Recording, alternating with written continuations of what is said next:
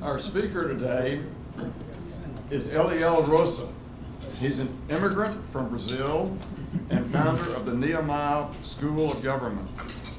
Facing death threats and oppression in Brazil for his principal beliefs, Eliel escaped to America, I think about 5 years ago, and is now pursuing a doctoral degree in constitutional law and public policy. He has dedicated his life to exposing communism and promoting Christian conservative values in the government arena. He's going to discuss the communist influence in both Brazil and in our own government as we sit here today. Eliel is an effective voice for restoring the United States Constitution and building an informed electorate. He is a great American patriot who understands the existential threats that we face from socialist and communist movements when within and outside of our borders. I respectfully ask that you hold all your questions and comments. We will have a good question and answer period at the end. And help me welcome Eliel Rosa.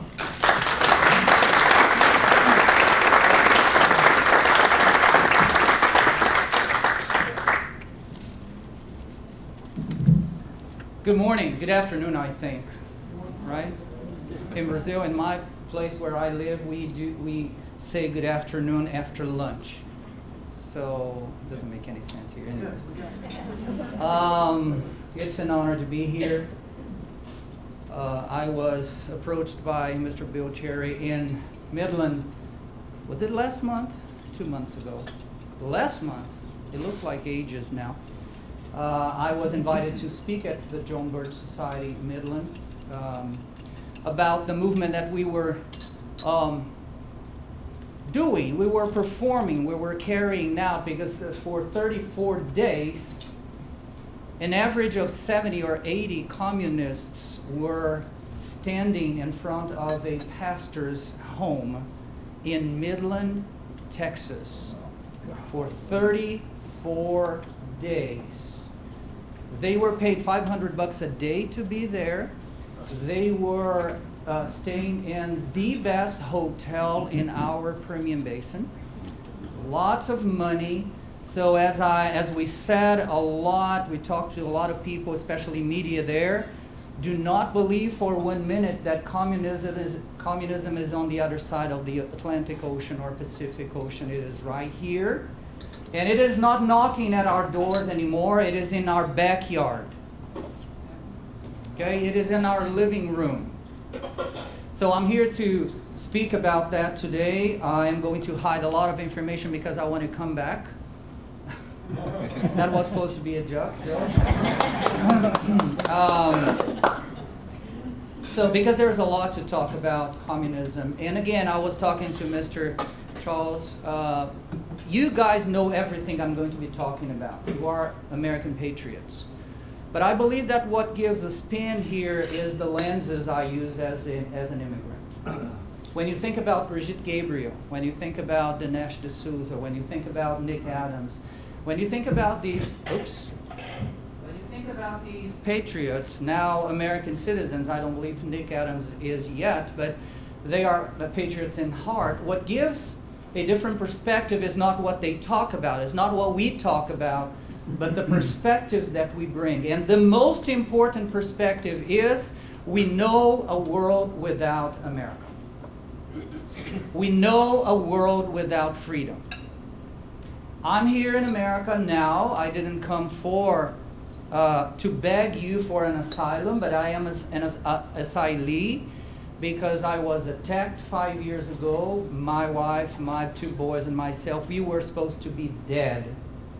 By God's mercy and grace, we're here because He believed that I had something to bring to you. And before I go to the slides, I want to tell you, I don't know if you know that, but this is the very first time ever that America has been receiving more missionaries from other countries than sending to the world. If you didn't know that, understand the threat.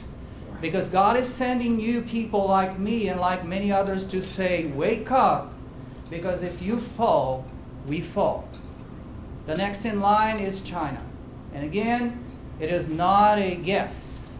not even an educated guess, it is a fact. So, with that, I'm going to just give you in 2 minutes what we've been doing in Midland for 3 years now officially as the Nehemiah 220 Ministries or the Nehemiah School of Government. This is one of the classes that we have, the 12-hour class.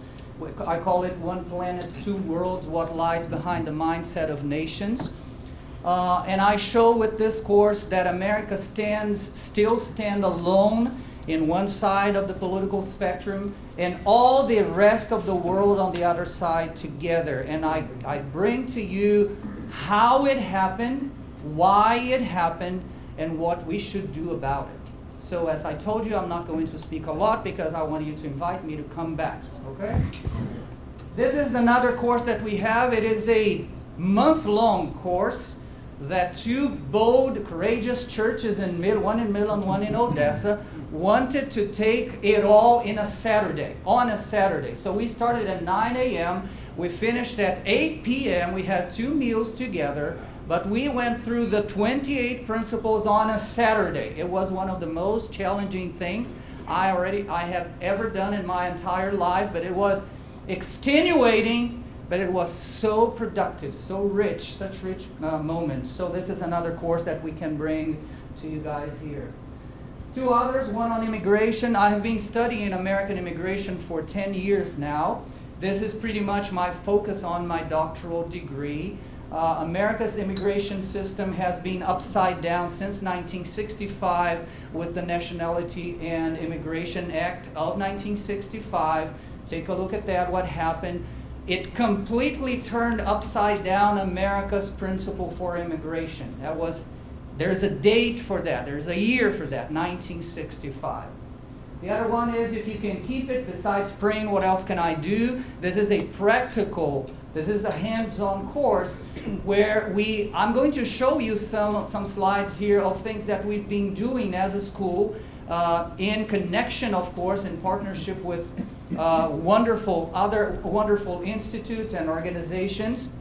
And I really desire with all my heart to work with John Birch Society more than I have already done. John Birch Society is one of the fountains I have been drinking for at least 15 years of my life. So what you do is something that I have been doing outside of America in over 20 countries of the world for over 20 years now. This is a book that I wrote throughout the first shelter-in-place process.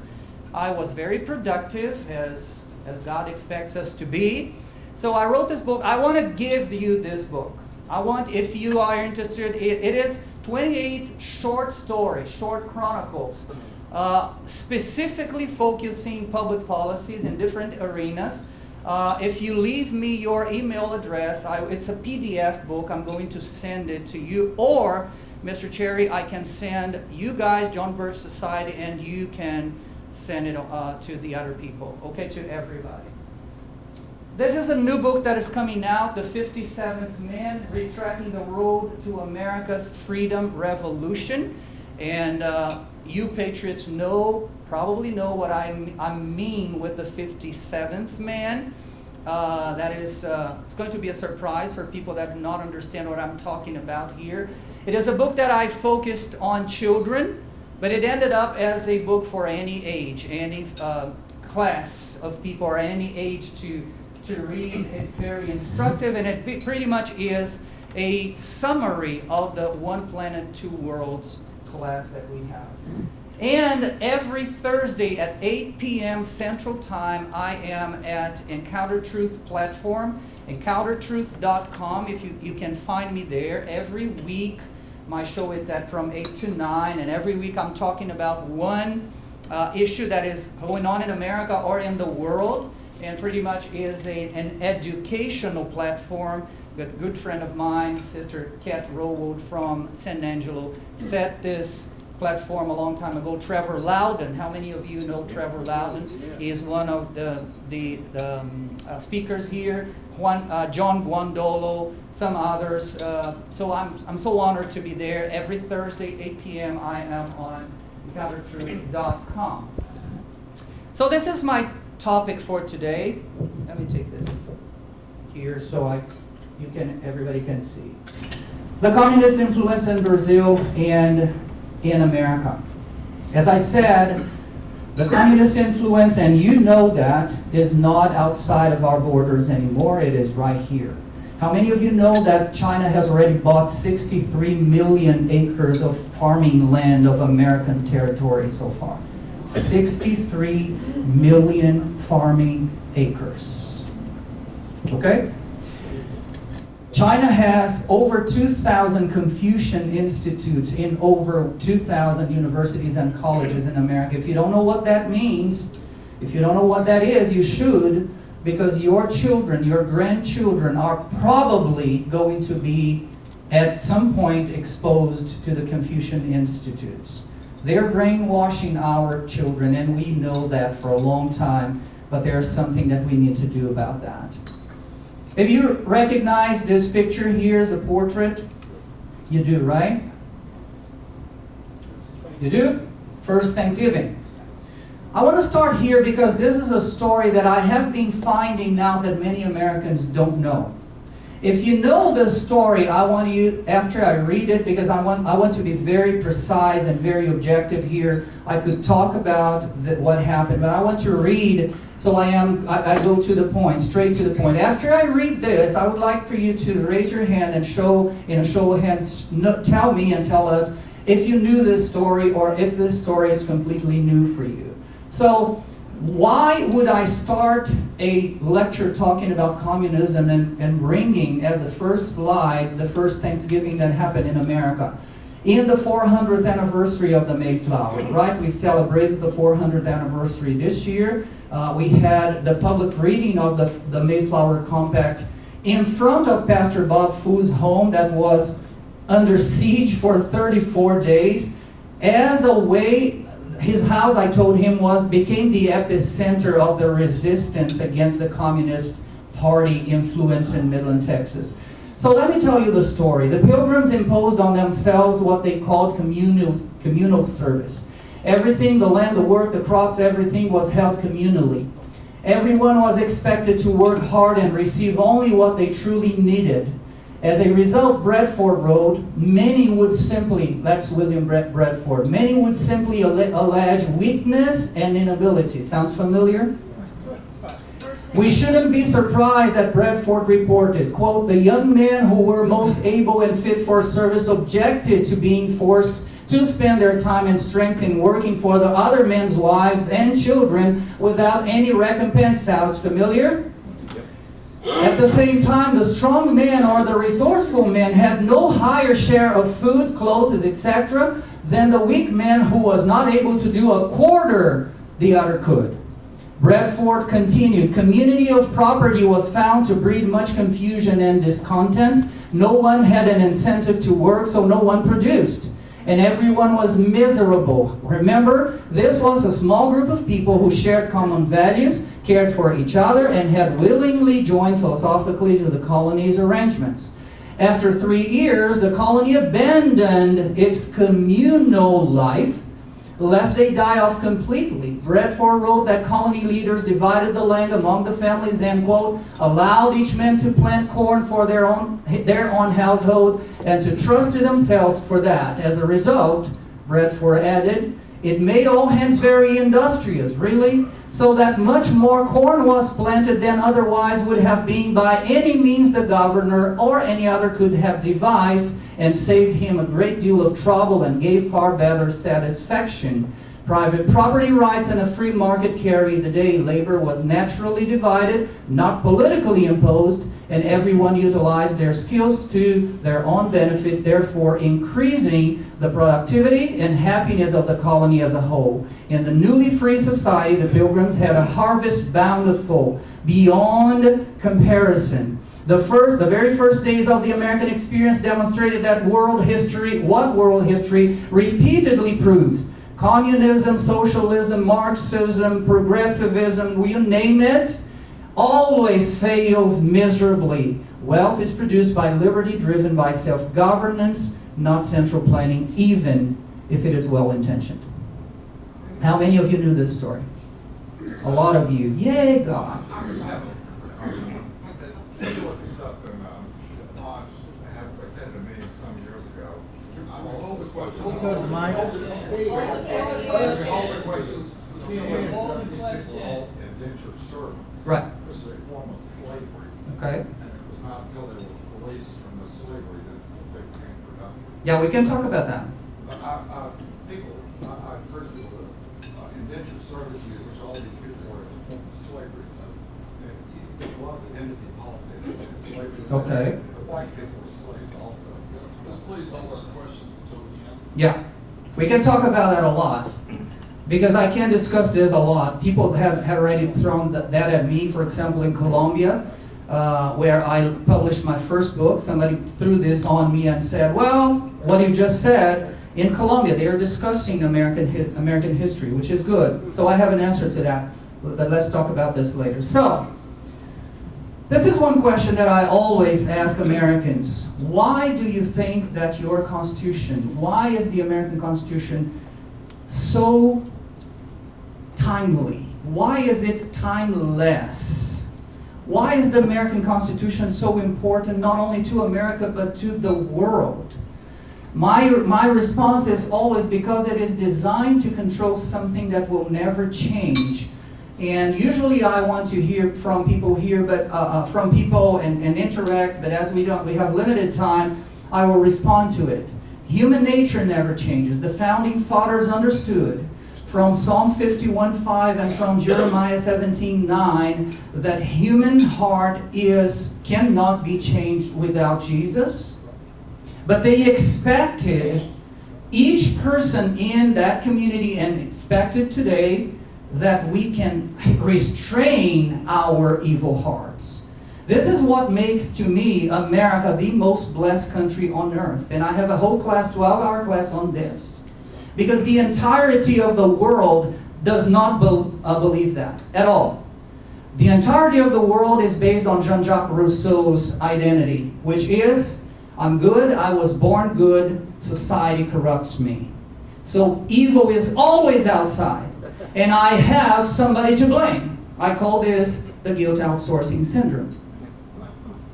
This is what we have everywhere you go, that you have a democratic, leftist, progressive, whatever type of mindset in the government. They are born, they are raised in school, they are taught, they are educated, they are inculcated that the problem is not them, it's somebody else's. So it's the police, it's the whites, the Christians, the heterosexual, it is now,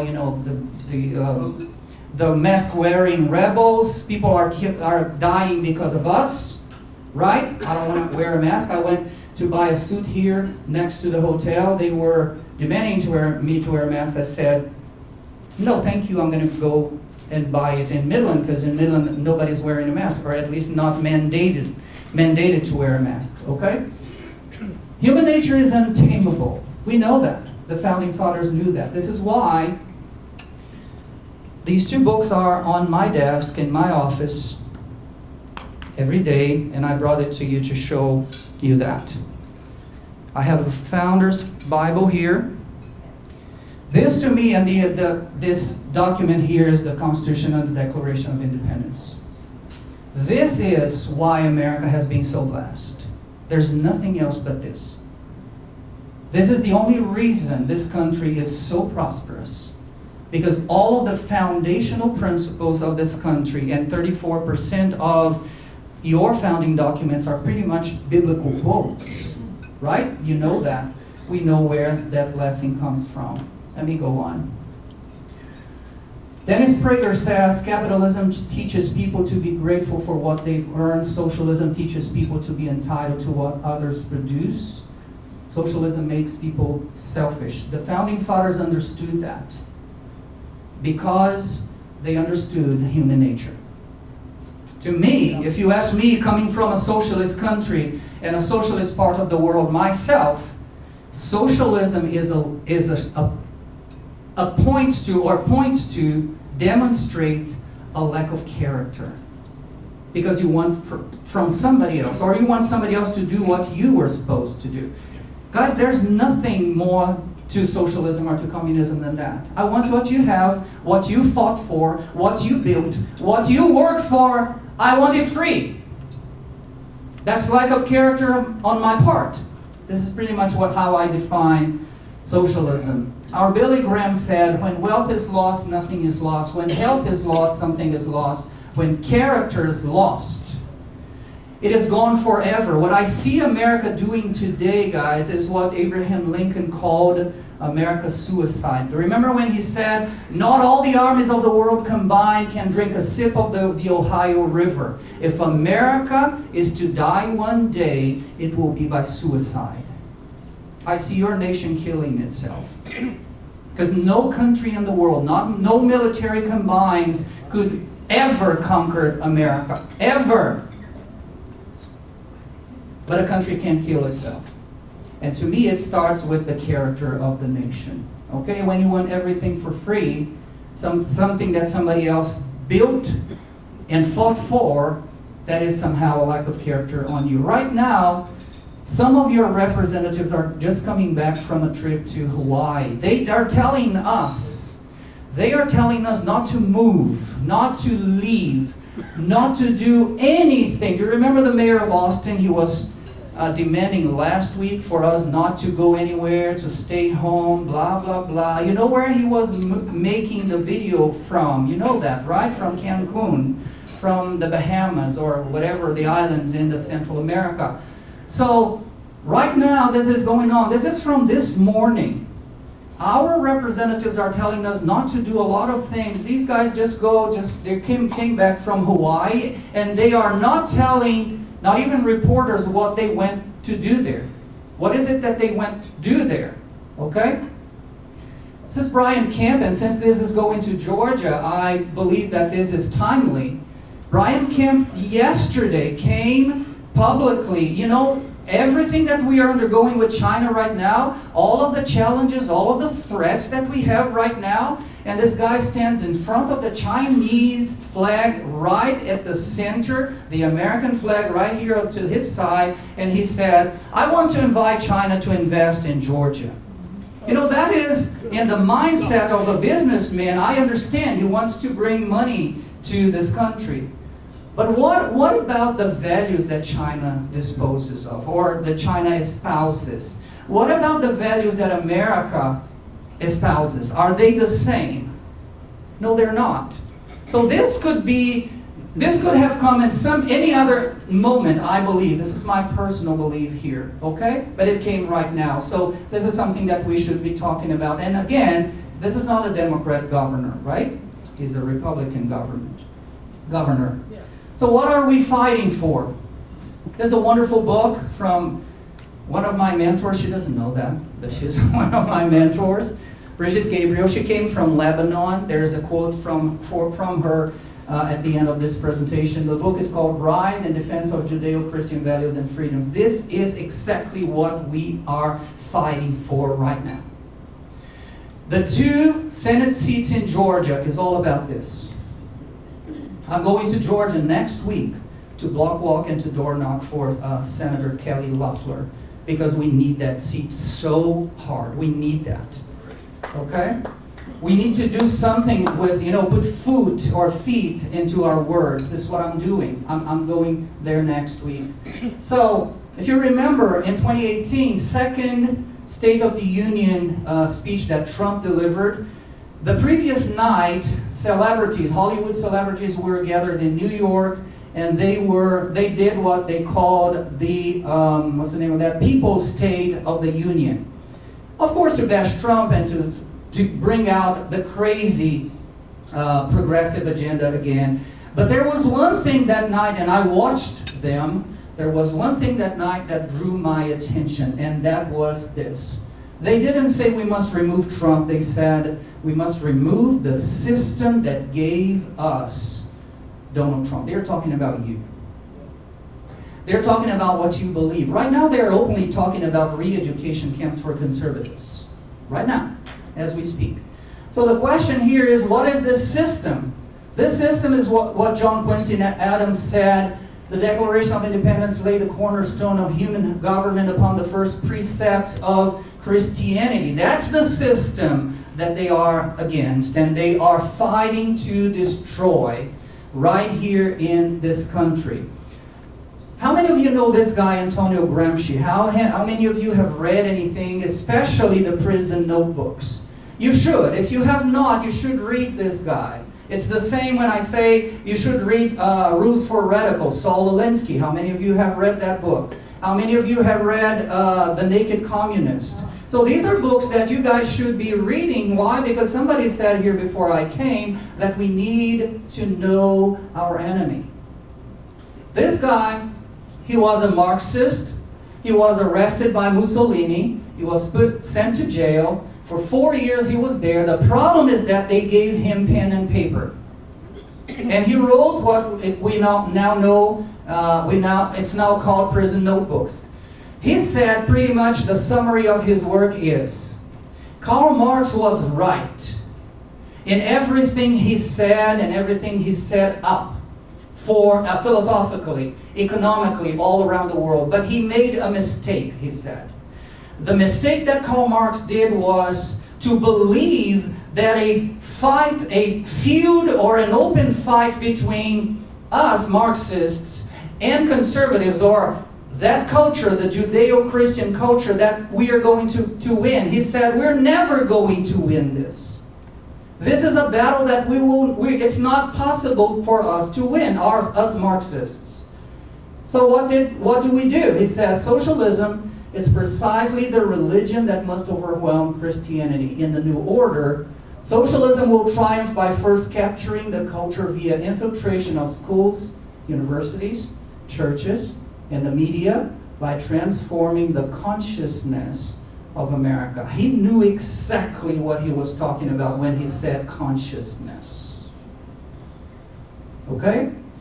Now this guy here wrote these books in 1924, between 24 and 28. That was 100 years ago, guys.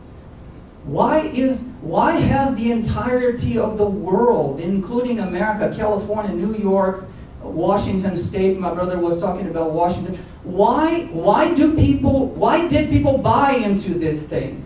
Well, they've been educated for a long time. They've been teaching that for a long time. One of the fathers of what we call Frankfurt School, how many of you have heard about the Frankfurt School? There are some books of the Frankfurt School you should read. Look at what he says and the alignment with what Antonio Gramsci said. He says, the revolution won't happen with guns. Rather, it will happen incrementally. These words are important. Year by year, generation by generation, we will gradually infiltrate their educational institutions and their political offices, transforming them slowly into Marxist entities as we move towards universal egalitarianism. These guys are on this for 100 years. And they have submitted, brought to their knees 99.9% of countries of the world. America, as we know it, stands alone against this. Okay?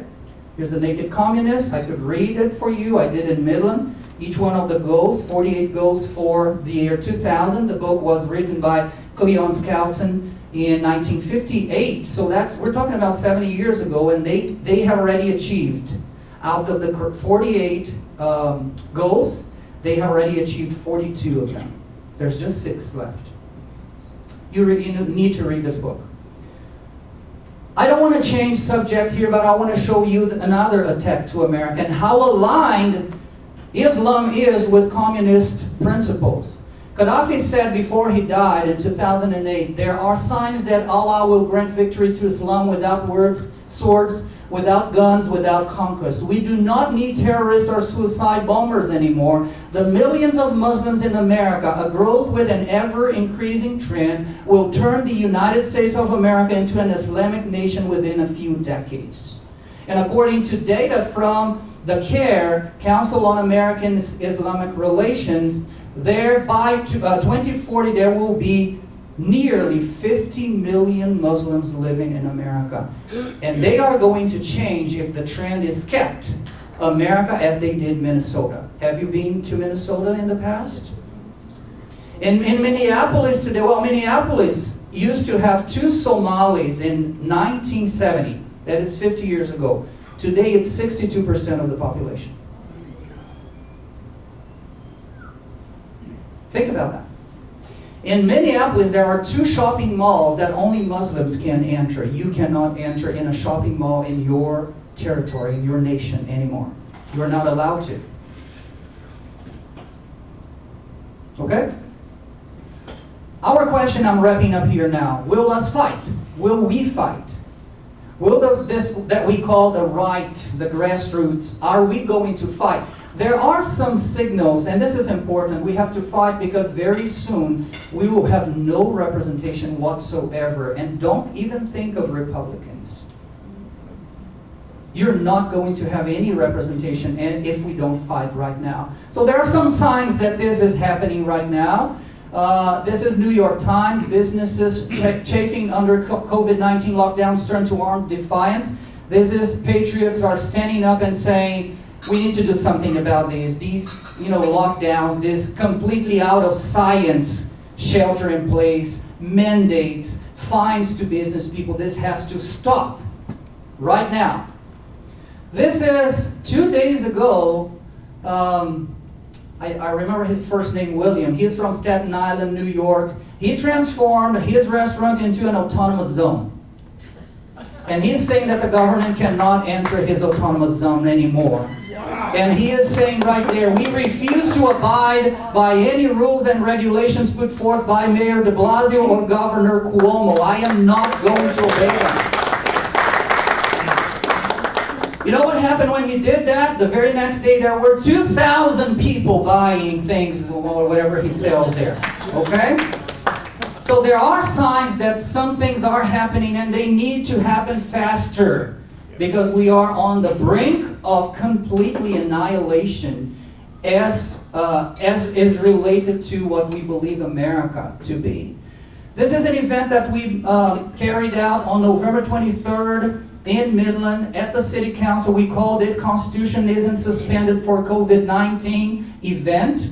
So we had people there, a lot of patriots, children drew, no masks, I hate masks, something like that. We had around 40 people. This lady, she's a nurse, look at what she did. And she spoke to the councilmen and women like this. She said, I am a nurse. I know that we are killing ourselves wearing the masks, unceasingly. We are killing ourselves. And so that is the idea that was behind that. The idea that healthy people are endangering others simply by breathing is the biggest scam in the history of the planet. Think about this. Why are we complying at all? Okay? As a result, the Midland City Council reject for the second time. We were 40 people inside a very, half of this room here. We packed the house. And we said, and the mayor and the councilors heard everybody, and in the end they said, we're not going to vote for any mandate. But the mayor of Odessa, our sister city, they did. They mandated people. They are fining business people. So what is going on? Odessans are coming to Midland to have their beer. Now Odessa, you know what they're doing? They're setting up a task force to hunt them down. So guys, it is crazy. This is insanity. And I repeat the question. Why are we complying at all? Why are we doing that? Okay? This is the house of Pastor Bob Fu, right here. And this is the amount of patriots we put there. In one of the days that 100 Chinese communist members were there, we were there just to tell them it's not okay, we're not going to, this is enough. This is enough. A week later, they left. So we put people there. We brought people to sing, to praises, worship, people with guitars. The keyboard is right there. Jenny Cudd is one of our leaders. Local, Mr. Bill knows her. She is a bulldozer. I love her.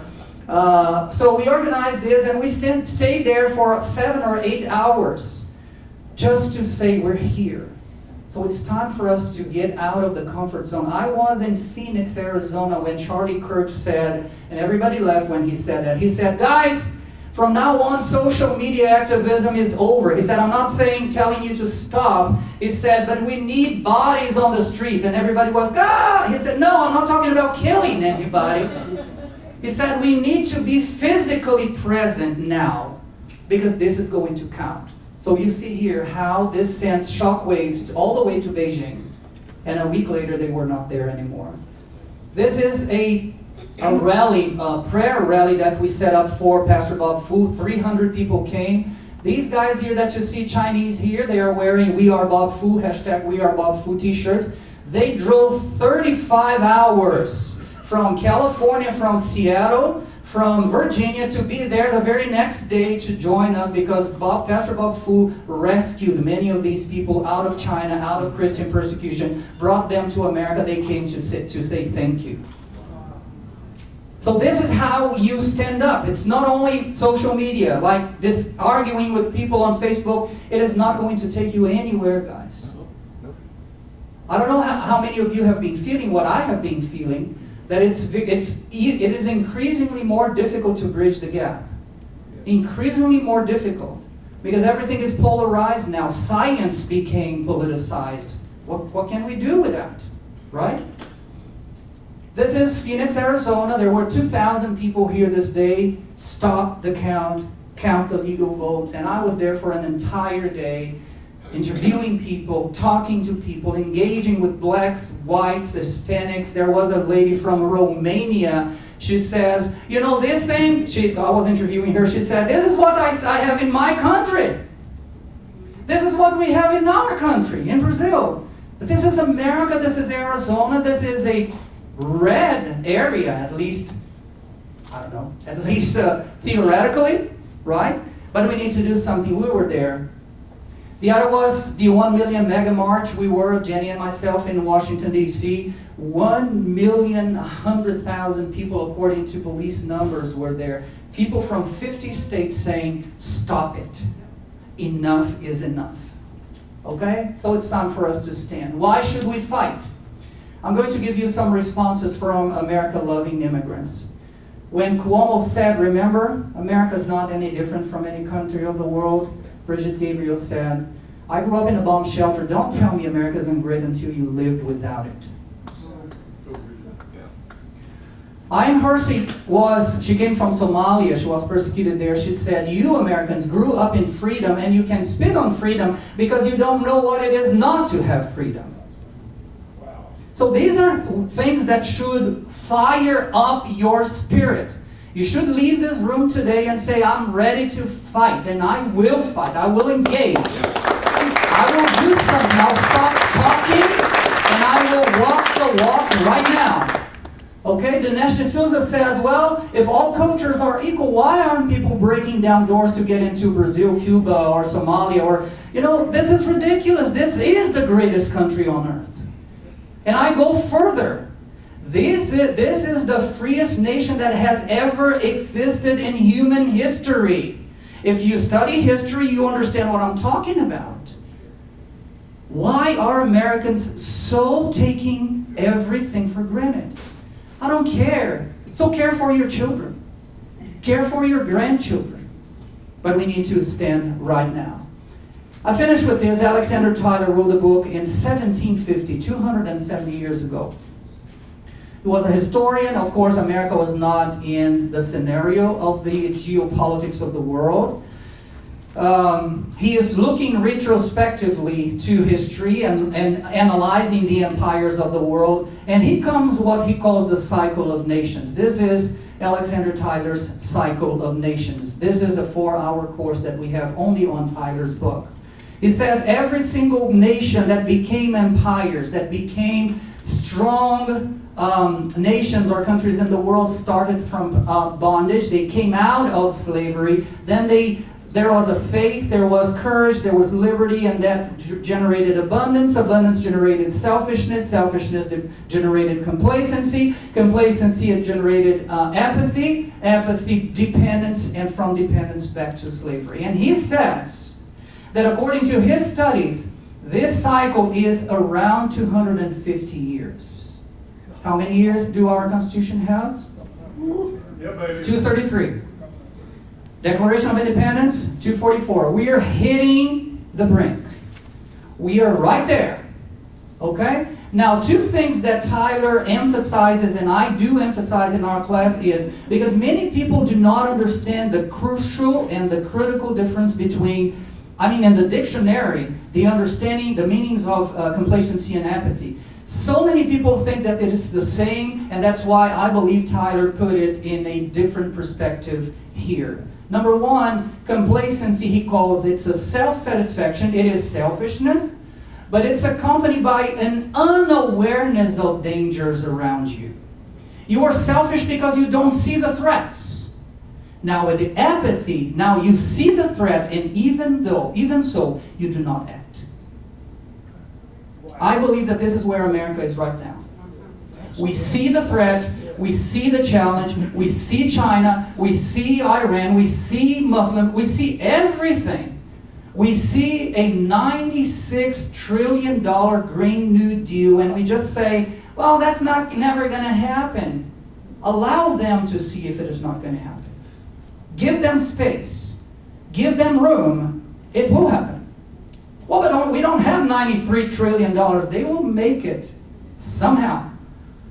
I usually say that when a dictator, when a communist, especially communist dictator, wants to rule over people and take all power, number one thing they do is, and you go historically, number one thing they do is take the guns away. So they have not yet been able to take your guns. But there's a second thing that for countries like Venezuela, Brazil, Australia, New Zealand that they do is they take your money away. They tax the hell out of you. In Brazil today, business people work between January and July to pay taxes. And between August and December is their profits. Historically, when a nation reaches 26% of income tax from the people, that country cannot sustain itself anymore. America, in some cases, are reaching 40% in some states right now. What are we doing? Taking for granted so much, right? Why should we fight? Our second president has the answer. He says, because cities may be rebuilt and a people reduced to poverty may acquire fresh property, but a constitutional government, once changed from freedom, can never be restored. Liberty once lost is lost forever. The Republic of Rome is the living or the dead example of that. After the Republic fell, and there was a lot of bad things happening there, but there were some things that even the Founding Fathers copied and pasted, like Cicero's philosophy. When they fell, the world saw 1,000 years of dark ages. If America falls, guys, it is going to be exactly the same thing. This is why our forever president said, if we lose freedom here, don't look for it in Brazil, it's not going to be there.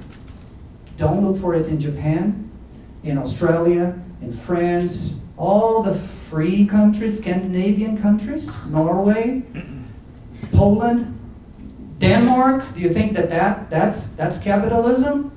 That's not capitalism at all, okay? So he says, if we lose it here, it's lost forever. We are the last stand on earth. So with that, I want to hear from you right now. Thank you so much.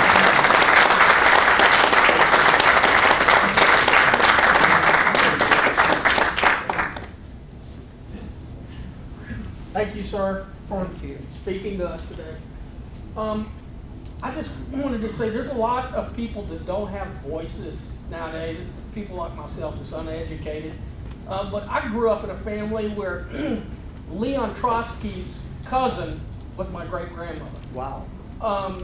And there's so much history. So since 1890, our family's thick into history, but no one listens that we contacted and talked to and spoke to about so many things. Like Leon Trotsky established the Muslim Brotherhood in 1928 with Albania. Right. Leon Trotsky was Adolf Hitler's mentor in 1909 in Vienna. Che's grandfather, which is Benito Lynch. Che came and lived in the United States. There's so much history that Americans are just blinded to. Leon Trotsky's uncle was Burl Silverstein, which that's kin to us. Burl's great-grandson is Larry Silverstein. Bingo. So, you know, all this kind of stuff that's going on behind the scenes, it's like conservatives won't listen. Right. And most of my family's liberals, so when I come to speak to someone or try to tell them something, they're like, man, you're a liberal, you know, and they're just blinded. My family was involved. Burl Silverstein was over the mafia families, the first commission chair. And that means all the chairs, Sam Giancana, all of these people are all, you know, you put labels on a narratives like Communist Party, Socialist Party, Progressive Party, the mafia families. I got news. It's all the same leadership. Exactly. And they use blind organs Exactly. to control a lot of people. But I just want to say that, and I'm open to give you guys all kinds of information. We have 20 terabytes. I Wow. spent 31 years, Wow. I'm almost 60. And the mafia families were all connected to my families. Roscoe Harrington, which is someone, a lot of you know who they are. These people, we need to know about it. Right. And I need to just dump the information, Yeah. you know, and give it to somebody. But Well, that's the question that I get a lot. What can we do with this? I mean, after we leave here, what we do? The number one thing I say is, there's a list of things, but one thing I say is, work in your Garden of Eden. Work locally. Focus on the local level. Are we going to change anything in Washington, D.C., guys? Forget about it, we won't. Are we going to change anything in Austin, do you believe? Probably, because we have our representatives, but it's in the local level that you have the impact. When the Midlanders, and we were only 40 people, and there were 7 children in this 40 people, we went to the city council and we said, you are not going to pass these propositions. They didn't. Now, Lubbock, they spent between 5 p.m. and 3:30 a.m., if I'm not mistaken, 250 people testified demanding the City Council of Lubbock to vote the law that would transform Lubbock into a sanctuary city for unborn babies. They rejected 7-0. Wow. 7-0. Not even one of them voted for that. So I believe that, as my mother used to teach all 7 of us about prayer, she would say, sons, daughters, the Lord is going to get you accountable only for the things you could have done and you didn't. The things that you could not do, I mean, influencing Washington, D.C. is not going to put the charge on you. But if you can do something here right now, which is in your local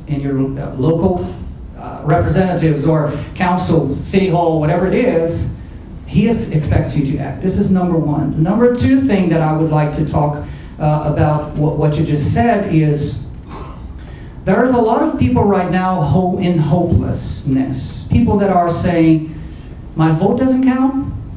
It has not counted forever.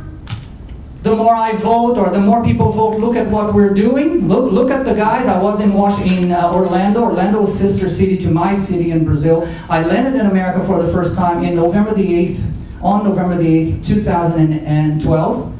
And you, America, not you, America, had just re-elected Obama that night. And I talked to the conservatives there, what have you done? Are you out of your mind? Once? Okay. And I said, I was talking to Brother Charles, if there is one president you had that would fit as the best president Brazil ever had, was Obama. I'm sorry to say that. He's loved, right? Brazilian friends of mine. He is loved in Brazil. I mean, adored. Okay? So my point is, I bring you to the Navy SEALs thing. The Navy SEALs, as you know, are the guys. Any Navy SEAL here? I want to honor you. The Navy SEALs, as you know, are the guys that are top-notch, right? The best of the best. 8, 10, 15, 5, I don't know how many there are. Where are our Navy SEALs in politics? Why are we not preparing good people? Because we just gave up. So my question is, why don't we, I'm not saying that you are willing to, but this man has 30 years experience and knowledge on that. Why don't we talk to him and say, what about running for government? Because you know a lot. You have preparation, and I'm talking here pretty much to all of you. How much are we willing, and this is why I want to honor Brother Larry publicly for what he is doing. Because this is an honor. And I know that he is leaving Texas, and we could see here that his heart is painful. There's pain in his heart, and he knows that he is going to, as we say in Brazil, the fifth hell of democratic state. It's a very blue state right now, but the fact that he is saying, I could not deny that, guys. This is honorable. Where are the others of us? Where are the other Larrys? We need more. Many of us will say, well, I have a full plate, I have businesses, I have family. Yeah, the founding fathers did too. The forefathers did too. It's on us this time. Sir, you'd say something? I have one objection. You said we're committing suicide. It's actually murder. It's an alien group, alien philosophy that is destroying this country. Well, what Abraham Lincoln was talking about was the omission of the people. That's suicide. He was saying, I don't see many people willing to fight. And he said that, and I can prove you what I'm saying, because if you read one of the letters that he wrote, I don't remember who he wrote the letter to.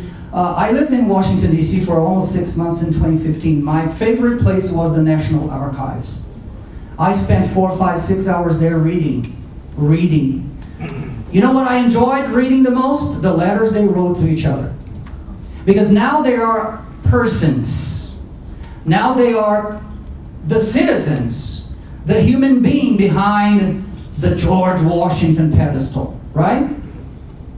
One of the letters that Abraham Lincoln wrote, and he mentions, as in Jeremiah 48:10 says, do you know what is written in, if you are a Bible reader, Jeremiah 48:10? I learned that from one of your former presidents. He said, Jeremiah 48:10, I have watched and listened to many sermons from pastors, from church people in the past. My dad used to be a pastor, a local pastor.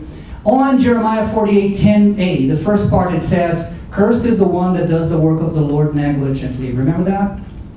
So that is the sin of action. God is going to bring you to accountability for the wrong things you do negligently. But the very next portion of the same verse, not a different verse, it's on the same verse, the Bible says, and I am going to quote here from the original Hebrew. It says, cursed is the one that keeps the sword in the scabbard in times of war. Wow. Come on. Wow. Abraham Lincoln wrote that. So on the first part of the verse, you are guilt by omission, by action. The second one, you're going to be guilt by omission, and this is what he is referring to. He's saying, if you can do something and you don't, you can be in the category of part B of Jeremiah 48:10. This is what he's talking about. Anybody else? Ma'am? I think, I'll speak for myself, I guess, but I feel that there is no confidence anymore. So let's say we stand up. I've heard people say, let's use Governor Kemp as an example. I've heard people say, if he doesn't do the right thing here, he's done. We will not reelect him. Georgians will not reelect him. But we're looking, it looks like we're looking at a rigged system. So it doesn't matter. You mentioned Kelly Loeffler and said you're going to go and, because we need that seat. But the bottom line is, number one, is she really conservative? Is she really, do we care whether or not she's in? Is it going to be different for her to be there than one of the radical Democrats? I don't know. Secondly, it doesn't matter in my mind now how many Republicans get out and vote for her. They're gonna up the algorithm or change, they're gonna cheat. The same process. So how do you fight when the system is rigged against you? Right. Well, this is one of the questions that we don't have answers to. And when you don't have the answers, what do? You act. What can I do now with this? This is the equation. You just set up the equation. What can I do? So, do I see her? She had the problem with the hedge funds last year. Remember Kelly Loeffler? She was investigated for that, and I believe she did everything that they could prove, and she was able to put it under the rug. I believe she did. But is she right now standing for court package, Supreme Court packaging, or not packaging, packing? No, she's not. Is she for bringing Puerto Rico and Washington and transforming them into two other states so they can have 4 more senators? Is she for that? No, she's not. Is she a pro-lifer? Yes, she is. This is what I have right now. I don't have anything other than that. So my action is, and I am quoting here Pastor Dave Welch. Probably some of you know him. He's from Houston. You remember 2015 when the lesbian mayor of Houston started subpoenaing and censoring the pastor's sermons, and she said, I want to read your sermons first so you can preach on Sunday. You remember that? Texas, 5 years ago. And so Pastor Dave Welch was one of the, what I call the Avengers that stood up, 5 pastors and then 256 other pastors. After almost a year, they won the battle in the Supreme Court of Texas. They recorded a wonderful DVD. It's called Stand. You should watch that. That's going to fire you, lighten your spirit. Pastor Dave Welch says, when we do politics, whatever we do, whatever our action is, we are doing ministry to God. And the Lord is going to reward me for that. I don't know what our individual actions are going to do, guys, with this process right now in Georgia. All I want to know when I come back after block walking, door knocking for her, when I come back, if she loses or if she wins, I want to tell my children I did it. I was there. I invested my own money, and I was there. Losing or winning, I was there. Because I am going to be responsible and accountable myself before God one day. And I want to teach my kids, my sons, 2 sons, and the grandkids when they come, that one day I stood up for truth. It doesn't matter if we're going to win or lose this time. Suppose that we lose the Senate. It's going to be horrible. Are we going just to sit down and say, we lost? And no, we have to stand. Yes, ma'am. That's just a quick statement to dovetail what you said. My name is Tammy Brown Rodriguez, and I have ran for local politics, and it was a disaster because I am conservative, and so the Dems. I honor you for that. Yeah. But however, I do want to encourage you the power of one person. Yes. In 2018, Laura Presley came and she started speaking to us about election fraud. In 2018 in Texas, myself and Joe and Suzanne and Sammy, a bunch of us were in Central Count here in Dallas County, and we saw election fraud happening. And we stood our ground. We reported it. We filed affidavits, and they were court cases. And we sent it to the Supreme or the Secretary of State, and we told anybody who would listen. And now, and for 2 years we spoke about it, and we were called crazy. We were called ridiculous. And now, it is in the collective ether. Now, it's commonplace. It took Laura Presley to go out there and risk her life, and a lot of us to sign affidavits that came back and bit me in the ass, which I'm okay with because truth, it's irregardless. But in that process, now every court hearing that you're hearing in Georgia, in Arizona, in Pennsylvania, who do they refer to? They refer to Texas. Why do they refer to Texas? Because in 2018, a couple strong, courageous individuals, patriots, said this will not stand. Right. So I encourage you to take a stand. I was in DC as well, and I was in a rally on Saturday, and I got trashed on Facebook because I had a MAGA hat on. All right. Jesus went through a lot worse. Oh, yeah. We have local rallies. There are Jericho marches to be a part of. Right. There's Stop the Steal rallies. There's phone calls you can do. There's phone banking you can do. Georgia needs phone bankers from home. You Yes. can phone bank from your cell at That's home. right, that's right. There is so much we can do, and for us to buy into the lie that we can't, that's why they're winning. Yes. It's because we have this oppression. We've got to break out of it. We got to stand on the Word of God, Yeah, that's right. and we got to walk in truth and without fear. Because they're banking on our fear right now. They're banking on us being concerned about being called crazy. I've been called a lot of things, and I'm okay with that. Because I know that the word is true, and God is not a man that he should lie. So I just want to encourage you, and anybody who wants to do something, who's like, what do we do? We've got to grab a project plan, put it together. There's so much we can do between now and the 14th that you can make a difference. You and 10 of your friends can make a difference in this election. That's right. Thank you. One quick thought. We can go to church or we can be the church. Amen. We can go to events or we can be the event. Look at your day timer and look at your money. Every day you spend time places. How are you spending your time? Every day you spend money. Who are you spending it with? You don't have, like, there are events, great. But you know what? I like church every day. I like fellowship every day.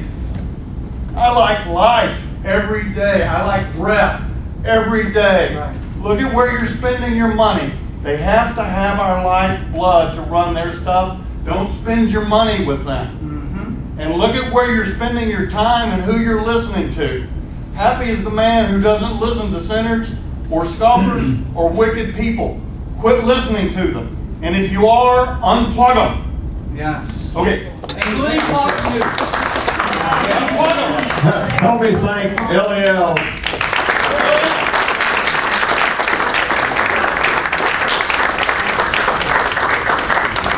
That man's come a long way, and he's going to go a long way. We want to invite you.